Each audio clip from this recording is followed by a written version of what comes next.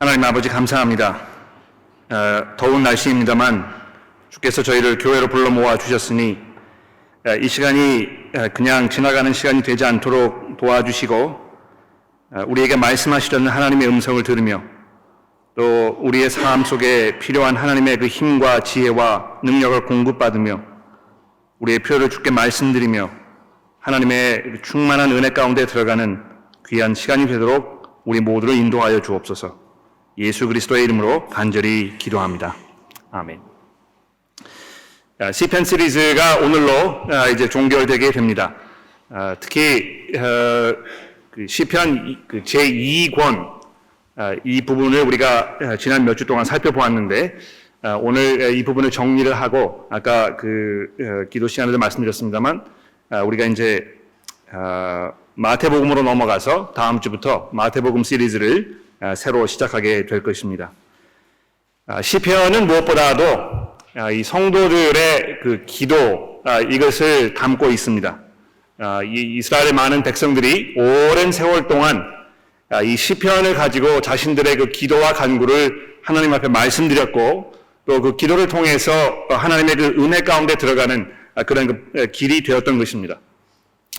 제가 이 시편 그 시리즈를 설교하면서 여러분들에게 꼭 전해드리려고 했던 그 중요한 부분 중에 하나는 무엇이냐 하면 우리가 이 그 시편이라는 이 훌륭한 그 책을 통해서 우리가 어떻게 하나님 앞에 기도로 나아가야 할지, 우리가 무엇을 위해서 하나님 앞에 기도해야 할지, 또 어떤 마음으로 어떤 방법으로 하나님 앞에 기도해야 될 것인가, 이것을 좀 돌아보고 정리하는 그런 기회로 삼기를 원했던 것입니다. 오늘 이제 마지막으로 시편 72편의 말씀을 우리가 돌아보면서 그 작업의 마지막 부분을 우리가 정리해 보도록 그렇게 하겠습니다. 제가 주보에 보다 나은 세상을 향한 그 염원이라 이렇게 적어 드렸는데요. 염원이라는 그 말 자체가 이 기도라는 의미가 아닙니까? 뭘 간절히 열망하고 간절히 바라고 또 그것을 하나님 앞에 간구하는 이런 그 내용이 담겨 있는 것입니다. 사람이면 누구나 지금보다 더 나은 그런 세상을 염원하게 되어 있습니다.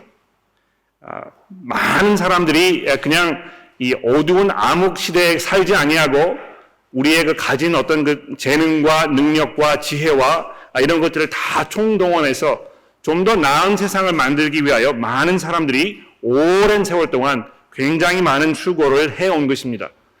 그 결과 이 인류의 역사를 통해서 정말 찬란한 이 문명의 진보가 있지 않았습니까? 지금 우리가 누리고 있는 이 모든 그 삶의 혜택들, 이런 것들을 감히 누가 상상이나 할 수 있었을까요? 얼마나 우리가 놀랍고 편하고 훌륭한 이런 시대에 살고 있는지 모릅니다.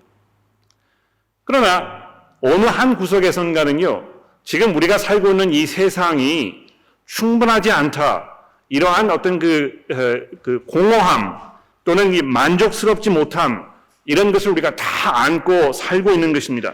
특히 이 현대 사회가 점점 더 진보되면 될수록 사람들의 이 마음속에 있는 어떤 그 공허함 이런 것이 더더욱 분명하게 이 사람들에 표현되고 있는 것이 아닌가, 그런 생각을 해보게 됩니다. 제가 오늘 아침에 일어나서 설교 이렇게 준비를 하다가 그 한국 신문에 재밌는 기사가 아니고요, 굉장히 마음 아픈 그런 기사를 제가 읽었는데, 요즘 한국의 젊은 그 사람들 가운데, 특히 젊은 여성분들 가운데 사비라는 말이 많이 유행한다고 그러더군요. 들어보셨습니까? 사비가 무엇일까요?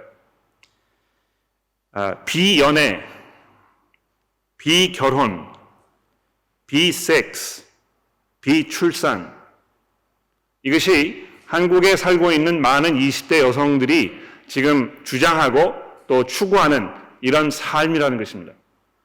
왜 이런 생각을 하게 되었느냐 하면, 한국 사회에서는 도저히 이 정상적인 삶을 살 수 없다. 아이를 낳으라고 장려하지만 아이를 낳아서 키울 만한 상황이 아닌데 우리가 어떻게 아이를 낳겠느냐. 그래서 아이를 낳지 않는다고 우리에게 추궁하지 말고 더 나은 사회를 만들어주면 우리가 왜 그렇게 하지 않겠느냐. 뭐 이런 생각을 한다는 것입니다. 또 이 남친으로부터, 남자친구로부터, 남편으로부터 폭행을 당해서 갈비뼈가 부러지는 인격 모욕을 당하는 이런 사람들이 점점 생기면서 나는 이제 평생을 독신으로 살 것이다. 내가 다른 사람의 어떤 이런 폭력 앞에 희생되는 그런 비참한 삶을 살기보다는 오히려 내 나름대로의 삶을 추구하면서 살 것이다. 이렇게 이야기한다는 것입니다. 굉장히 삭막하고 안타깝고 또 어처구니 없는 이런 삶이 가장 혁혁한 어떤 그 경제적 눈부신 성장을 이룬 그런 사회에서 지금 나타나고 있는 것입니다. 이 사람들이 가지고 있는 이 돈에 대한 욕심, 이것이 얼마만큼 사회를 피폐하게 만들고 우리의 삶을 초라하게 만드는지 우리가 좀 정신을 차려야 되지 않을까 생각합니다.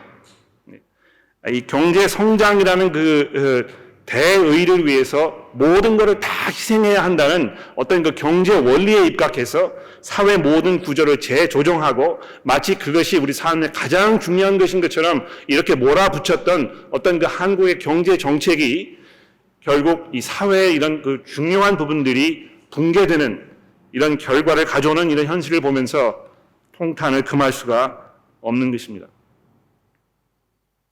인간이면 누구나 보다 나은 삶을, 세상을 추구하고 갈망하는 그런 열망이 분명히 있습니다. 그러나 동시에 이것은 이룰 수 없는 꿈이라는 것을 모든 사람들이 동의할 것입니다. 얼마나 많은 정치인들이, 얼마나 많은 사회 개혁가들이, 얼마나 많은 그 계몽가들이 인간의 이 염원을 이루기 위하여 얼마나 많은 과학자들이, 의사들이 자기의 이 삶과 모든 것들을 바쳐서 희생했습니까?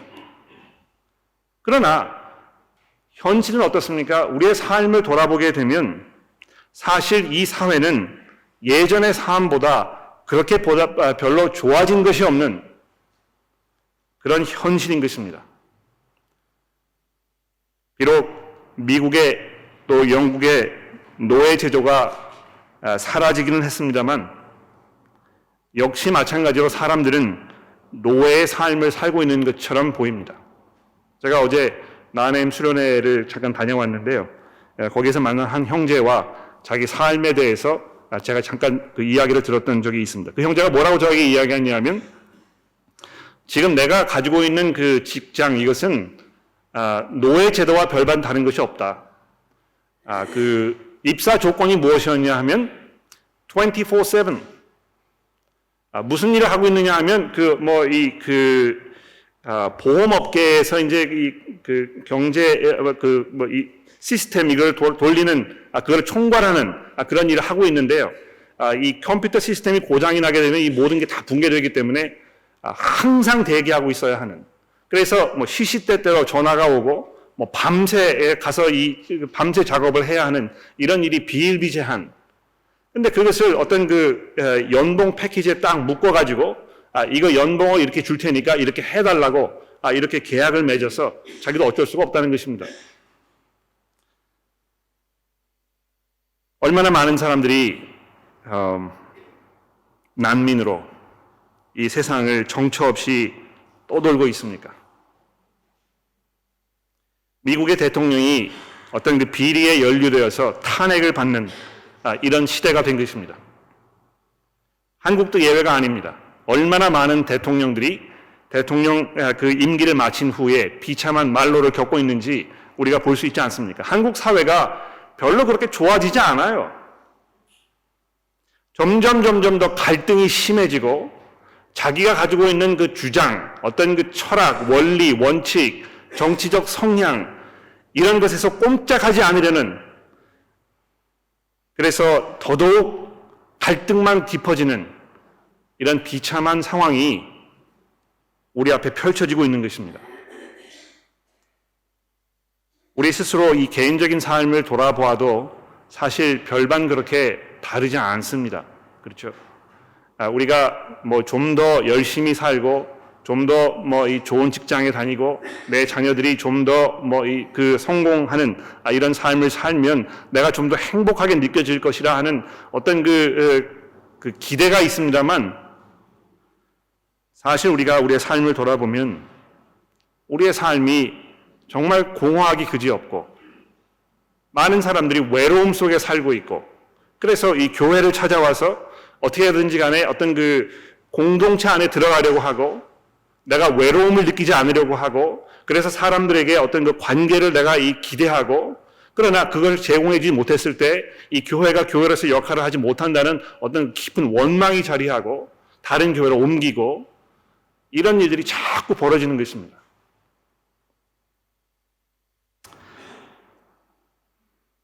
어떻게 하면 우리가 보다 나은 세상을 이룰 수 있을 것인가?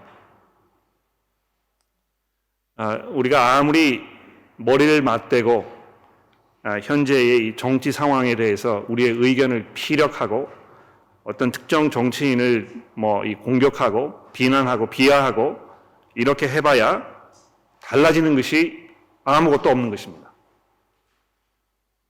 그러니까 교회에서 정치 문제를 이렇게 얘기할 필요가 없어요. 사실 그렇지 않습니까? 굉장히 혈압만 올라가게 되고 어떤 자기의 이 성경에 대한 어떤 그 무지 이런 것만 자꾸 드러내는 굉장히 어리석은 일이라고 저는 생각합니다. 또 교회 안에서 어떤 그 정치적인 신념으로 인해서 교인들끼리 어떤 그 불편한 관계가 생기고 이러는 것은 굉장히 좋지 않은 그런 일이라고 생각할 수 있습니다. 자, 이런 것들을 배경으로 해서 오늘 이 시편 72편의 말씀을 잠깐 돌아보도록 합시다. 제가 이 시편의 구성을 조금 설명을 드려보겠는데요. 시간이 좀 지납니다만 부분적으로 제가 잘 읽으면서 조금 먼저 설명을 드려보도록 하겠습니다. 이 시편이 하나님의 나라를 열망하는 이런 시라고 제가 제목에 적어드렸는데 정말 그런지 한번 확인해 보도록 합시다. 72편 1절 말씀을 보시면 이 시편 전체가 어디로 가고 있는지, 이 중심 주제가 무엇인지, 지금 무엇을 간구하고 있는지에 대해서 우리에게 아주 간단 명료하게 설명해 줍니다. 하나님이여 주의 판단력을 왕에게 주시고 주의 공의를 왕의 아들에게 주소서. 이 하나님의 그 능력을 받는 그 왕을 위한 기도라는 것입니다. 하나님 이 왕에게 주의 판단력을 또 주의 공의를 그에게 주옵소서. 그냥 보통 판단력, 보통 공의 이런 것이 아니고요. 하나님께로부터 오는, 하나님께서 이루시는, 하나님만이 하실 수 있는 이것을 이 왕에게 주옵소서 이렇게 기도하고 있다는 것입니다. 인간의 힘으로는 완전한 정의를 이룰 수가 없습니다. 그렇죠? 정의라는 것이 물론 그 절대적인 면이 분명히 있습니다. 그러나 인간 사회에서 정의라는 것이 굉장히 상대적인 경우가 굉장히 많지 않습니까? 누구에겐가는 정의처럼 보이지만 이것이 다른 사람에게는 비리로 보이는, 그래서 점점 서로 물고 뜯는 이런 싸움이 벌어지는, 그러나 그런 종류의 정의를 말하는 것이 아니고 하나님께서 주시는 완벽하고 완전한 그 정의, 이것을 왕의 아들에게, 우리 왕에게 주옵소서 이렇게 기도하고 있는 것입니다. 그러니까 벌써 이 하나님께서 주시는 그 나라, 하나님께서 다스리시는 그 나라에 대한 이 열망, 이것을 표현하고 있는, 이것을 담고 있는 그런 시편이라고 얘기할 수 있는 것이죠. 자, 하나님께서 이 하나님의 판단력과 하나님의 공의를 이 왕에게 주었을 때 이 왕에게로부터 무엇을 기대할 수 있을까? 이것을 2절에서 7절에 설명합니다. 들어보실까요? 2절입니다. 그가 주의 백성을 공의로 재판하며 주의 가난한 자를 정의로 재판하리니 의로 말미암아 산들이 백성에게 평강을 주며 산들도 그리하리로다. 그가 가난한 백성의 억울함을 풀어주며 궁핍한 자의 자손을 구원하며 압박하는 자를 꺾으리로다. 그들이 해가 있을 동안에도 주를 두려워하며 달이 있을 동안에도 대대로 그러하리로다. 그는 벤풀 위에 내리는 비같이 땅을 적시는 소나기같이 내리리니 그 날에 의인이 흥왕하여 평강의 풍성함이 달이 닿을 때까지 이르리로다.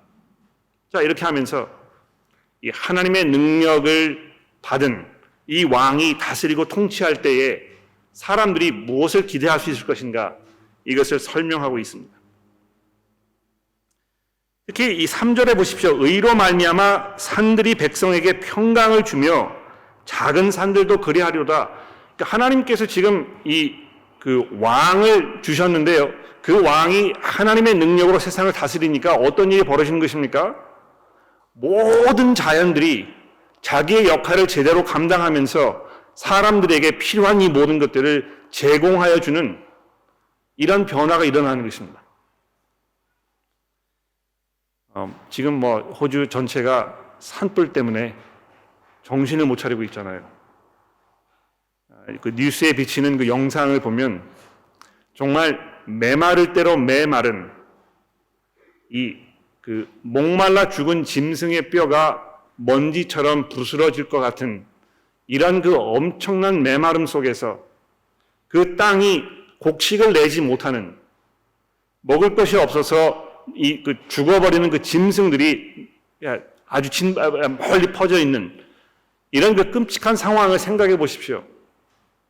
그러나 이 왕이 다스리게 되었을 때 사람들은 물론이고 모든 자연 환경들이 거기에서 자기의 역할을 제대로 감당하게 되는 이런 시대에 대한 이 설명인 것입니다. 또 5절에 보십시오. 이 왕이 다스리게 되었을 때 어떤 일이 벌어집니까? 그들이 해가 있을 동안에도 주를 두려워하며 달이 있을 동안에도 대대로 그리하리로다. 즉 여기 그들은 누구입니까? 이 하나님의 백성을 말하는 것입니다. 그렇죠? 이 왕이 다스리게 되니까는요, 해가 떠 있을 동안에 사람들이 정말 하나님을 두려워하는, 참으로 하나님과 올바른 관계를 누리는, 하나님을 예배하는 이런 어떤 하나님과의 관계가 회복되는 이런 놀라운 은혜를 지금 기대하고 있습니다. 7절에 보십시오. 그날에 의인이 흥망하여 평강의 풍성함이 달이 닿을 때까지 이르리로다.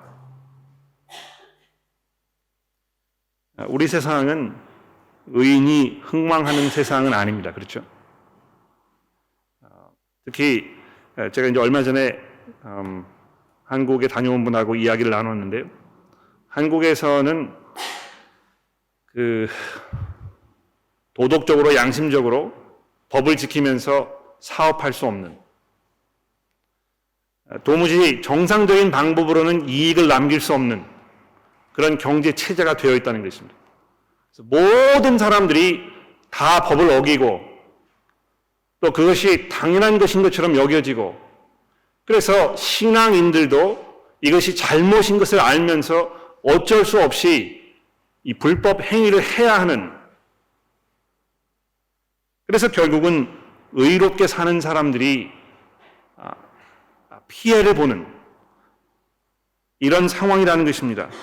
그러나 하나님께서 주시는 그 능력을 받은 이 왕이 다스리는 그 순간이 되게 되면 의로운 사람이 흥왕하는, 그래서 이 평강의 풍성함이 넘쳐 흐르는 그 세계가 올 것이라고 시편 기자가 이야기하고 있습니다. 뿐만 아니죠. 8절 말씀해 보십시오. 그가 바다에서부터 바다까지와 강에서부터 땅 끝까지 이르리니 광야에 사는 자가 그 앞에 굽히며 그의 원수들이 티끌 핥을 것이며 다시스와 섬의 왕들이 조공을 바치며 스바와 시바의 왕들이 예물을 드리리로다. 모든 왕이 그 앞에 부복하며 모든 민족이 다 그를 섬길 것이다. 이 전 세계를 다스리는, 이 세상에 있는 모든 사람들이 다 이 왕 앞에 무릎을 꿇는 그런 날을 지금 기도하고 있습니다. 여러분, 하나님의 능력으로 세상을 통치하여 지금 우리가 읽은 이 부분대로 세상이 정리가 된다면 아마 모든 사람들이 자원해서 이 왕의 다스림 가운데 들어가려고 할 겁니다. 그러니까 왜 사람들이 호주로 자꾸 이민을 오려고 하는 것입니까? 호주에 오게 되면 이 호주의 다스림 가운데 있으면 자기가 살고 있는 그 땅보다 훨씬 더 나은 삶을 살 수 있다는 기대가 있기 때문에 그런 것이잖아요. 그러니까 실제로 그렇거든요. 많은 이슬람 국가에 살던 사람들이 왜 그렇게 호주로 오려고 하는 것입니까? 여기에 왔을 때에 자유가 있고 어떤 인권이 보장되고 경제적인 평화가 있고 이렇기 때문에 이렇게 하는 것 아닙니까? 모든 사람들이 이 왕이 다스리는 그 나라를 바라보면서 내가 저기에 가야 되겠다, 이런 마음이 자연히 생기는 이런 시대에 대한 그런 기도를 담고 있습니다. 또 12절, 14절을 보십시오. 이 왕이 어떤 활약을 할 것인가? 그는 궁핍한 자가 부르짖을 때에 건지며 도움이 없는 가난한 자도 건지며 그는 가난한 자와 궁핍한 자를 불쌍히 여기며 궁핍한 자의 생명을 구원하며 그들의 생명을 압박과 강포에서 구원하리니 그들의 피가 그의 눈앞에서 존귀히 여김을 받을 것이로다. 특히 이 마지막 구절이 얼마나 감동적입니까? 사람 목숨을 파리 목숨처럼 여기는 이 시대, 태어나지 않은 생명이 아직 태어나지 않았다는 이유로 그냥 낙태되어 버리는, 그래서 수많은 생명들이 이 빛을 보지 못하고 자기의 목소리도 내지 못한 채 사라져버리는 이런 살인의 시대에 정말 사람의 생명을 존귀히 여기는 이런 시대가 올 것이라고 이 시편 기자가 우리에게 말씀하고 있습니다. 그래서 이 시편은요, 그 왕을 향한 어떤 그 축복의 노래로, 폐하 만세, 이런 식의 그 분위기로 이 시편이 정리가 되고 있습니다. 15절에 보십시오. 그들이 생존하여 스바의 금을 그에게 드리며 사람들이 그를 위하여 항상 기도하고 종일 찬송하리로다. 산 꼭대기에 땅도 곡식도 풍성하고 그것의 열매가 레바논같이 흔들리며 성에 있는 자가 땅의 풀같이 왕성하리로다. 그의 이름이 영구하며 그의 이름이 해와 같이 장구하리로다. 사람이 그로 말미암아 복을 받으리니 모든 민족이 그를 복되다 하리로다. 폐하여 만수무강하소서. 폐하의 그 위엄과 영광이 이 온 세계에 충만하기를 우리가 간구하나이다, 이렇게 하면서 그 왕을 찬송하는 그 장면을 생각해 보십시오. 자, 그리고 나서 이제 이 시편 72편이 시편 제2권의 맨 마지막 시편인데요.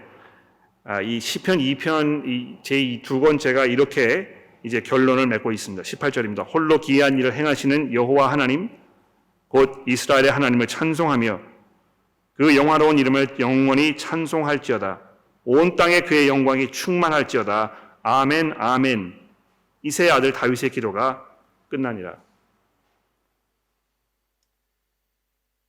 시편을 이렇게 쭉 읽어 나아가시면 아마 이 사실을 분명히 아실 것입니다만, 사실 시편의 그 1권과 2권, 그러니까 시편 1편부터 72편까지 이렇게 쭉 읽어보시면 굉장히 어떤 그 분위기가 암울해요. 이 시편 기자가 다윗이 특히 자기의 그 억울함, 그 핍박을 받는 그 상황에서의 이 간절함, 긴박함, 하나님을 향한 그 어떤 원망의 마음, 어떻게 하나님 나를 이런 상황에 내버려 놓으실 수 있겠습니까? 왜 하나님 나를 구원하지 아니하시고 내가 이런 수모를 당하게 하시나이까? 이렇게 하면서 절박하게 하나님 앞에 이 기도하는 그런 그 시편이 수도 없이 여기 담겨 있습니다. 그런데 그 시편 2권의 맨 마지막이 18절에 하나님을 향한 찬송으로 끝나고 있지 않습니까? 그렇죠? 홀로 기이한 일을 행하시는 여호와 하나님이여 이스라엘의 하나님을 찬송하며 그 영화로운 이름을 영원히 찬송할지어다. 도대체 이 시편 기자가 뭘 믿고 이렇게 기도하는 것일까요? 어떤 면에서 이 문제를 우리가 해결하기 위해서는 시편의 나머지 모든 부분들을 다 읽어보아야 될 것이고, 우리가 매해 이제 여름이 되면 이 시편 시리즈를 통해서 이제 3권과 4권, 5권 이렇게 해서 앞으로 한 4년에 걸쳐서 시편의 내용을 우리가 정리해 보려고 합니다. 여러분 집에서 성경을 읽으시니까 이 시편의 이 나머지 부분들을 이렇게 쭉 읽어 나아가시면 이 어떤 방법으로 하나님께서 이런 그 놀라운 일을 이루실 것인가를 아마 이해하게 되실 것입니다. 그러나 구약의 하나님의 백성들이 이 시편을 사용하면서 이 시편으로 하나님을 찬송하면서 어떤 마음을 가지고 있었을까요? 어떤 마음으로 이 시편을 읽었겠습니까? 또 이 시편의 노래를 불렀을까요? 여러분 한번 상상해 보십시오. 지금 우리가 이 시편의 내용이 쭉 훑었으니까 어떤 내용인지 알고 계시겠죠? 그런데 사람들이 이 성전에 모여가지고 이 시편을 통해서 하나님께 찬송을 드리고 기도를 드릴 때 어떤 마음으로 하나님께 기도하고 찬송했을까요? 한번 상상해 보십시오. 제가 1분 동안 시간을 드릴 테니까 옆에 계시는 분하고요. 한번 얘기해 보시겠습니까? 토요일 날 저녁에 성전에 모였을 때 이 시편을 이렇게 하면서 사람들이 북치고 장구치고 하면서 이렇게 했을 것이야. 또는 간절한 기도로 이렇게 했을 것이야. 아니면 다른 어떤 그 분위기가 있었을 한번 상상해 보시고 서로 한번 얘기해 보시겠습니까?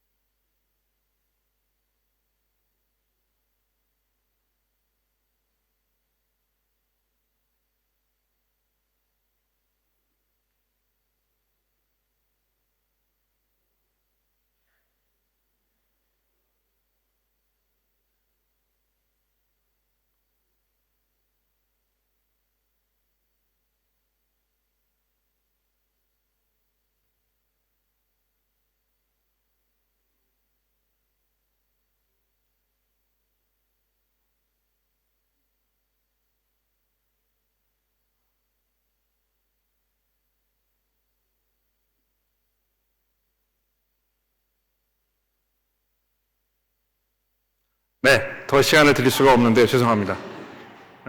다른 얘기하다 끝나셨으면 다음번에 그렇게 하지 마시고 제가 드린 질문만 얘기하십시오. 그렇죠? 이 시편의 맨 첫 부분을 보시면 솔로몬의 시라 이렇게 제목이 붙어 있습니다. 그렇죠? 그러니까 어떤 사람은 이것이 다윗이 한 것이 아니고 아마 솔로몬이 만든 것일 것이다. 이렇게 짐작을 하기도 하는데 제가 가지고 있는 개인적인 견해는 무엇이냐면 이것이 이제 그 다윗의 노래인데요. 다윗이 자기의 아들을 위해서 솔로몬을 위하여 이렇게 만들어 놓은 그 시편이 아닌가 생각합니다. 그러니까 하나님이요, 이제 나를 이어 왕이 되게 될 이 솔로몬에게 하나님께서 이러이러한 일을 하여 주옵소서 이렇게 아들을 위한 어떤 그 간구의 기도인 것 같아요. 그렇죠? 근데 아마 그것이 맞는다면 다윗이 이 기도를 하면서 무슨 마음으로 기도를 했겠습니까? 예? 이 나단 선지자를 통하여 자기에게 약속하셨던 하나님의 그 약속을 기억했겠죠. 하나님께서 너로 하여금 큰 왕권을 이루게 하고 영원히 다스리게 할 것이다 하는 그 약속을 하셨었는데 그 약속에 비추어 자기의 지금까지 돌아온 삶을 돌아보니까 이 형편없었다는 것입니다. 불륜을 저지르고 무고한 생명을 뺏어가고 많은 사람들을 전쟁에서 희생시킨 자기의 그런 삶을 보면서 또 온전하지 못한 이 이스라엘 왕국의 그 현실을 보면서 약간 안타깝고 또 절박한 마음으로 하나님께 자기 아들을 위하여 내 아들의 손을 통하여서는 하나님께서 약속하신 그 모든 것들을 이루어 주옵소서 아마 이렇게 기도하지 않았을까 생각합니다. 아마 이스라엘 백성들이 처음에 모여서 이 시편을 부르기 시작했을 때 어떤 굉장히 희망적인 그런 마음으로 생각으로 이 찬송을 불렀을지 모릅니다. 새로운 왕이 이제 왕이 올라서게 되면 정말 이런 하나님의 그 은혜가 우리에게 임할 것이라 하는 아주 희망적인, 그러나 시간이 가고 역사가 진전되면 될수록 이 다윗의 왕 위에 올라있던 이 왕들이 정말 초라한 모습으로 실패하고 죄악 속에서 허우적거리며 점점 쇠퇴하여가는, 쇠락해가는 이스라엘의 그 모습을 보면서 이 다윗 왕국의 그 민낯을 보면서 안타까움으로 하나님의 그 나라를 열망하는 마음으로, 또 어떤 면에서는 하나님 도대체 이것이 어떻게 된 것입니까? 왜 이런 하나님의 약속이 우리에게 지금 이루어지지 않는 것입니까? 얼마나 우리가 더 기다려야 하겠습니까? 이런 안타까움으로 아마 표현되지 않았을까 이렇게 생각합니다. 그러나 하나님께서 어떻게 하셨습니까? 이 이스라엘의 역사를 통해서 여러 선지자를 통하여 그 하나님의 약속이 아직 무너지지 않았음을 이스라엘 사람들에게 보여주셨지 않습니까? 그렇죠? 바벨론 포로 생활을 끌려갔을 때, 또 돌아왔을 때 선지자들을 통해서 하나님께서 지금 약속하셨던 그 약속이 아직도 유효하고 하나님께서 다스리시는 이 정의로운 나라가 완성될 것에 대한 그 약속을 예를 들어서 이사야서 9장에서 이렇게 말씀하셨습니다. 여러분 성경 가지고 계시니까 한번 찾아보시겠습니까? 이사야서 9장 2절에서 7절까지입니다. 이사야서 9장 2절에서 7절입니다. 이사야서 9장 2절에서 7절 읽겠습니다. 흑암에서 행하던 백성이 큰 빛을 보고 사망의 그늘진 땅에 거주하던 자에게 빛이 빛이로다. 주께서 이 나라를 창성하게 하시며 그 즐거움을 더하게 하셨으므로 추수하는 즐거움과 탈취물을 나눌 때에 즐거움같이 그들이 주 앞에 즐거워하오니 이는 그들이 무겁게 맨 멍에와 그들의 어깨와 채찍과 그 업제자들의 막대기를 주께서 꺾으시되 미디안의 날과 같이 하셨음이니이다. 어지러이 싸우는 군인들의 신과 피 묻은 겉옷의 불이 섭같이 살라지리니 이는 한 아기가 우리에게 낳고 한 아들을 우리에게 주신 바 되었는데 그의 어깨에는 정사를 메었고 그의 이름은 기묘자라 모사라 전능하신 하나님이라 영존하시는 아버지라 평강의 왕이라 할 것입니다. 그의 정사와 평강의 더함이 무궁하며 또 다윗의 왕자와 그의 나라에 군림하여 그 나라를 굳게 세우고 지금 이후로 영원히 정의와 공의로 그것을 보존하실 것이라. 만군의 여호와의 열심히 이를 이루시리라. 이 선지자들이 포기하지 않은 것입니다. 그렇죠? 언젠가 이것이 완성될 것이라고. 제가 이 이사야서의 말씀도 적어드렸는데요. 시간이 모자라기 때문에 제가 읽지 않겠습니다만 집에 가셔서 나름대로 확인해 보시기를 바랍니다. 예수 그리스도께서 이 땅에 오셨습니다. 그분께서 회개하라, 천국이 가까워 왔느니라 이렇게 공생의 첫 설교를 시작하신 것입니다. 그리고 나서 이 하나님의 나라가 어떠한 나라인지에 대해서 마태복음을 통해서 우리에게 차근차근 설명하셨잖아요. 하나님의 나라가 이 땅에 도래하였을 때 그 안에 속해 있는 그 백성들이 어떻게 살게 될 것인지, 어떤 사람들이 거기에 들어갈 것인지 이런 것들을 우리에게 설명해 주고 있습니다. 그런데 놀라운 것은 무엇입니까? 이 예수 그리스도께서 하나님의 능력으로, 하나님의 형상대로, 하나님의 그 능력을 가지고 성령의 능력으로 하나님의 나라를 선포하셨잖아요.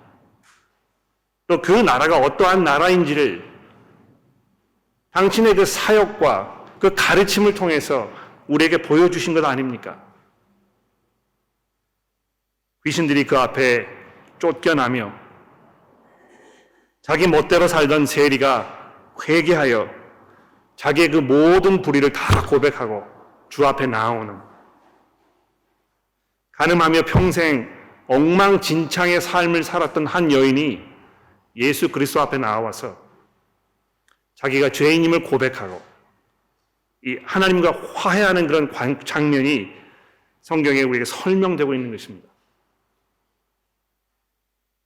예수께서 승천하신 이후에 복음이 선포되었을 때에 어떤 지역에 살던 그 사람들이 자기가 가지고 있던 그 책들 중에서 어떤 그 요술을 부리는 책, 이런 모든 것들을 다 가져다가 불살라 버리는, 그래서 자기 이 과거의 삶과 완전한 그 단절을 선언하는 새로운 생명이 시작되는 이런 놀라운 장면들이 복음 선포를 통하여 속속히 드러나는 이런 장면들을 우리가 보게 되었던 것입니다. 오늘 아침에 우리가 봉독한 이 골로새서의 말씀을 기억하십니까? 예수 그리스도께서 하나님의 능력으로 이 나라를 이 땅에 도래시켜 주셔서 거기에 속한 그 모든 백성들이 불의를 떨쳐버리고 의로움과 정의로움으로 공평함으로 하나님의 나라에서 하나님의 백성다운 삶을 살게 되는 이 놀라운 변화가 일어나는 시대를 우리에게 약속하고 있는 것입니다.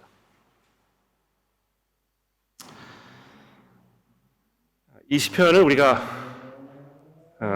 성도로서 읽고 묵상하고 또 이 공적인 모임에서 우리가 사용할 때 아마 이 세상을 바라보는 이 시각에 재조명을 할 수 있는 그런 그 기회가 아닌가 생각합니다. 그렇죠? 지금 벌써 우리가 이 시편의 이 이야기를 하면서 이 세계가 지금 어떤 세계인지 그렇게 희망적이고 긍정적인 상황이 아니라는 것에 대해서 제가 말씀드렸습니다.